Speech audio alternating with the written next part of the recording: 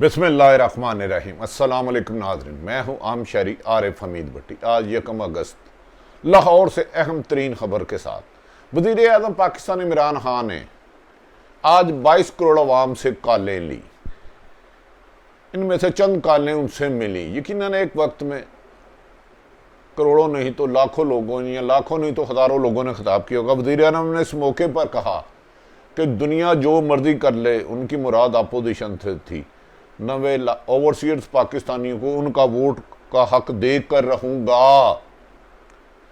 इस मौके पर उन्होंने कहा अफगान सफ़ीर की साहबजादी का केस अपनी बेटी की तरह लड़ रहा हूं।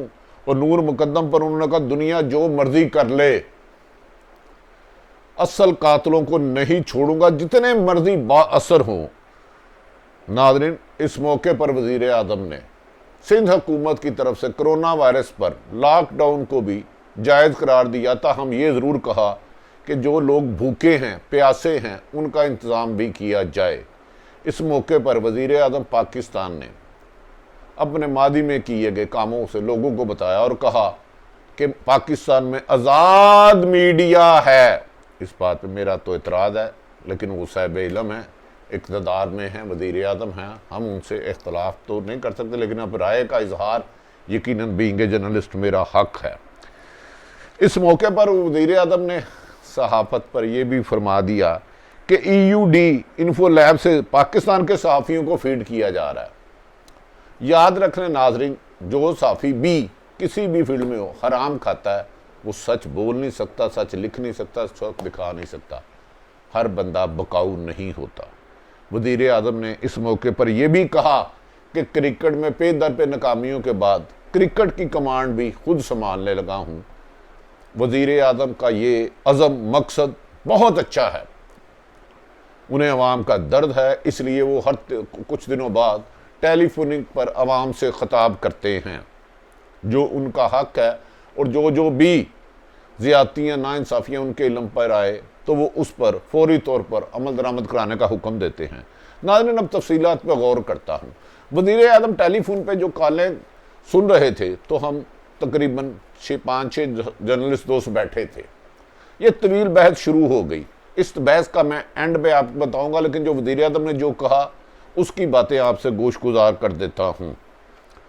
वज़ीर आज़म ने कहा कि इस वक्त चौथी लहर पाकिस्तान की, जो भारत का कोरोना सबसे खतरनाक दुनिया का कोरोना है, पाकिस्तान में दाखिल हो चुका है।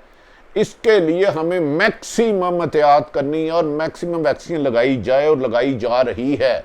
मास्क पहने और इस पर उन्होंने अवाम का एक दर्द दिल वज़ीर आज़म देने के मुताबिक अपनी राय दी कि वैक्सीन पर कंप्रोमाइज़ ना किया जाए। उन्होंने कहा माजी में भी जब कोरोना का जोर बहुत ज़्यादा हुआ था तो पाकिस्तान के खिलाफ पूरी दुनिया में मसाजिदें बंद कर दी गई थी, लेकिन पाकिस्तान में उन्होंने उलमा और मशाइख का शुक्रिया अदा किया कि यहाँ कुछ फासले से नमाजें पढ़ती जाती रही। नाज़रीन, इस मौके पर वज़ीर आज़म ने ख़ुसूसन इस बात का जिक्र किया कि उनके हुकूमत के कुछ लोग सिंध में लॉकडाउन की मुखालफत कर रहे थे और वज़ीर आज़म ने कहा कि हमने मादी में लॉकडाउन मुकम्मल इसलिए नहीं लाया कि मुल्क की इकानमी को तबाह नहीं कर सकता, लोगों को भूखे नहीं सोच सकता, देख सकता। ये एक मुहिब्बे वतन वज़ीर आज़म का ही होना चाहिए। उन्होंने कहा ताहम सिंध हुकूमत ने बढ़ते हुए बेपनाह केसेस के बायस जो लॉकडाउन किया है वो ठीक फैसला है, सिंध हुकूमत का ठीक फैसला है।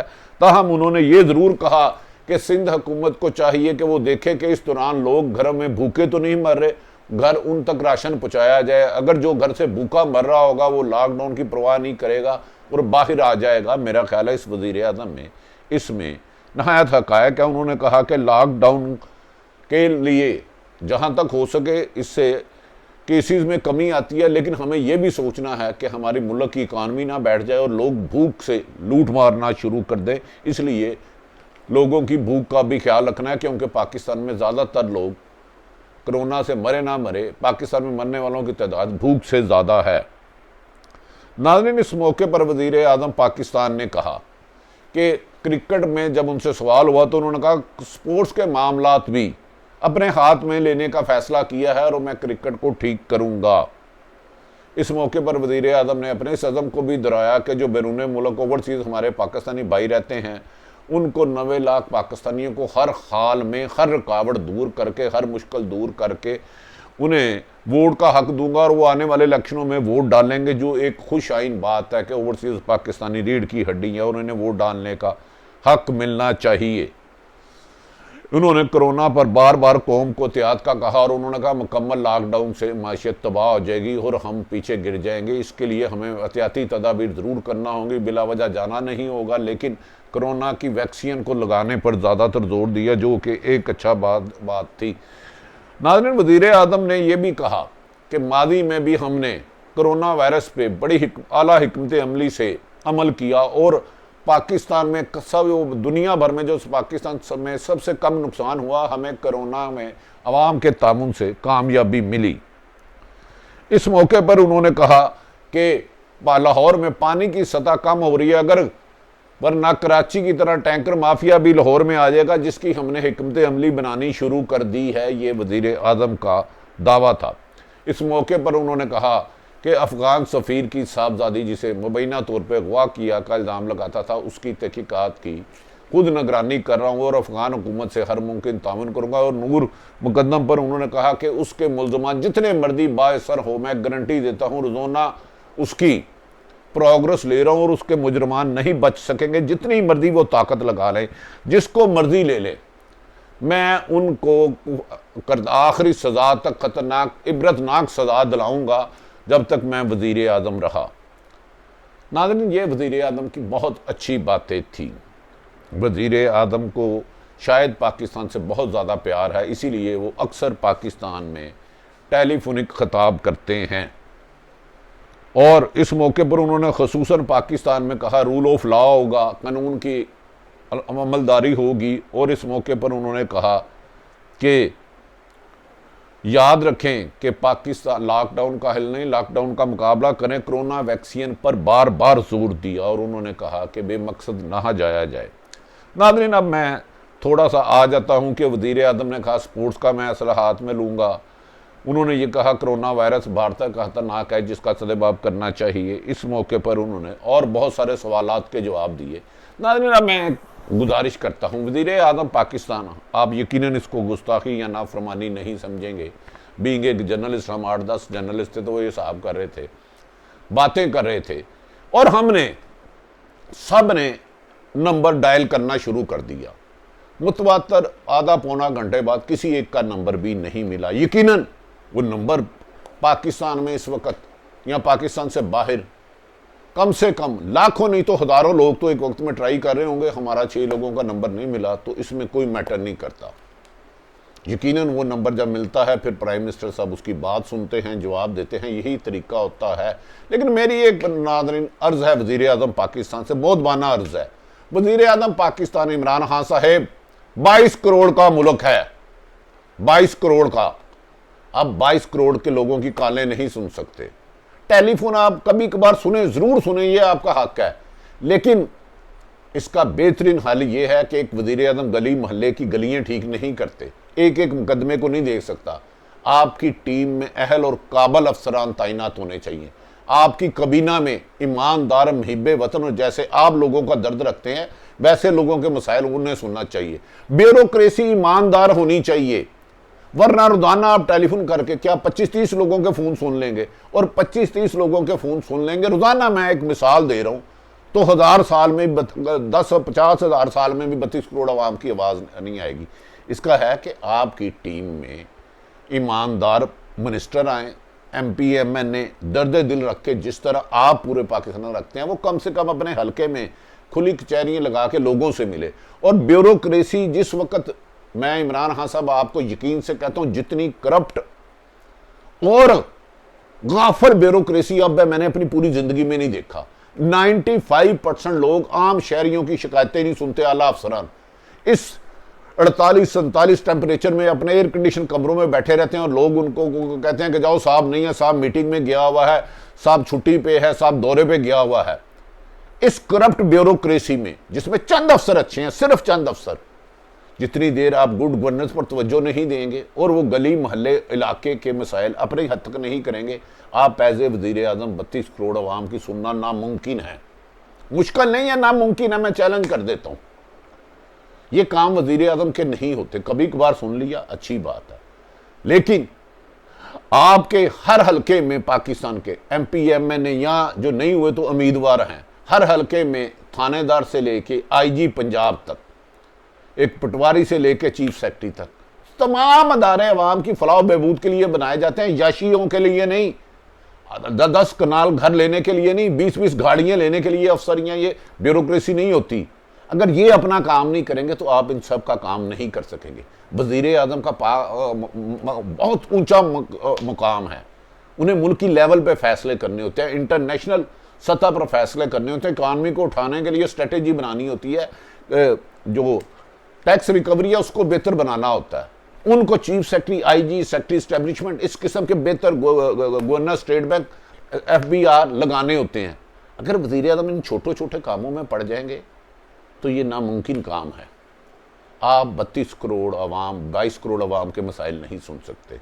मैं आपको दावा करता हूँ, इस वक्त जितनी ब्यूरोक्रेसी और आपके कुछ सियासतदान अरबों रुपए लूट रहे हैं, वज़ीर आज़म साहब ये पैगाम सिर्फ वज़ीर आज़म इमरान खान साहब के लिए है। PTI के दोस्त नाराज ना हो जाए, उनमें ईमानदार लोग भी हैं, पॉलिटिशियन बहुत ज़्यादा ईमानदार भी हैं, ये ईमानदारी से कह रहा हूँ, लेकिन ज़्यादातर करप्ट है, पैसे बना रहे हैं, कमीशन पे ले रहे हैं, पैसे लेके अफसरों की ट्रांसफ़र पोस्टिंग कर रहे हैं, और अफसरों ने आगे लूट सेल लगाई हुई है। आम शहरियों की वो बात ही नहीं सुनते।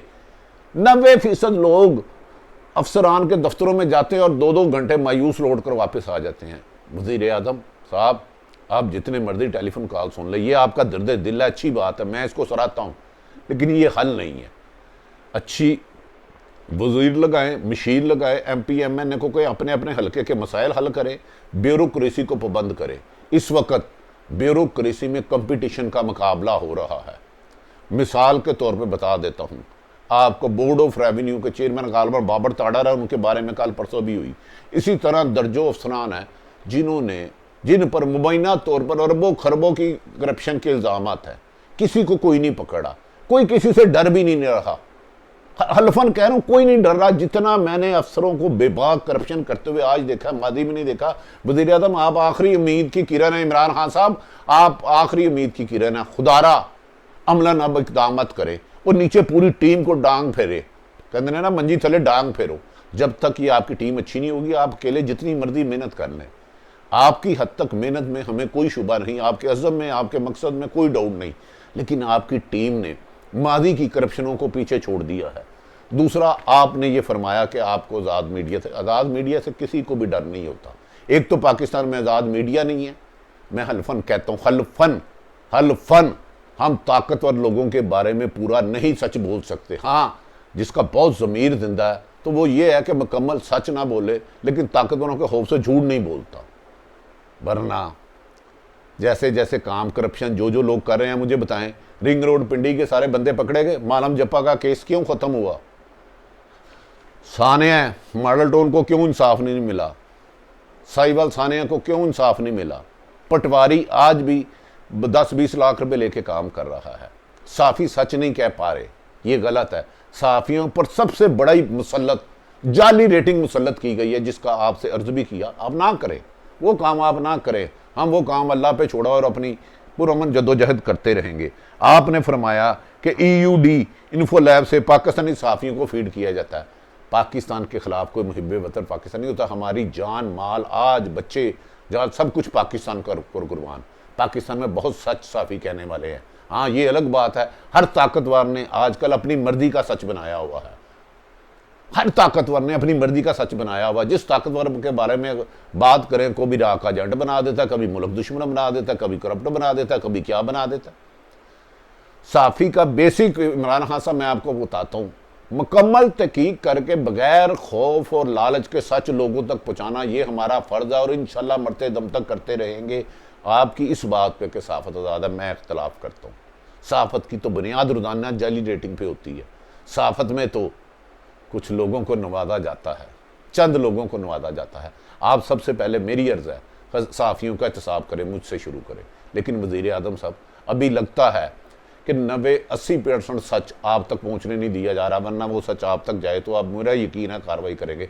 80% सच को आप तक पहुंचने से कौन रोक रहा है? इसकी तहकीकात आप कराएं, ये आप पर फ़र्ज़ है। आप मेरे हक़ में वक़्त हैं, वज़ीर आज़म हैं, मैंने आपसे ही जवाब लेना है।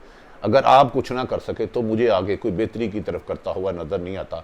नाज़रीन, मैंने तमाम सूरत हाल आपके सामने रखी। वज़ीर आज़म के विजन पे, नीयत पे, मकसद पे मुझे कोई शक नहीं, लेकिन इस टीम के होते हुए वज़ीर आज़म अपना ही मतलूबा नताइज हासिल मेरे ख्याल में नहीं कर सकते। बहरहाल हम दुआ गो हैं कि अल्लाह पाकिस्तान में बेहतरी लाए, करप्शन का खात्मा करे। जालसाज, फ्राडिये, झूठे, लूटमार करने वाले, झूठ बोलने वाले, कब्जा ग्रुप, जालसाज, पैसे बनाने वाले, जाली नोट छापने वाले, रेटिंग करने वाले, लोगों को धोखा देने वाले, लोगों को काम ना करने वाले, अल्लाह ताला उनको तबाह करे। आरिफ हमीद भट्टी का यूट्यूब चैनल पसंद है तो इसे सब्सक्राइब करें। अपने इर्द गिर्द रहने वालों का ख्याल रखें। पाकिस्तान जिंदाबाद।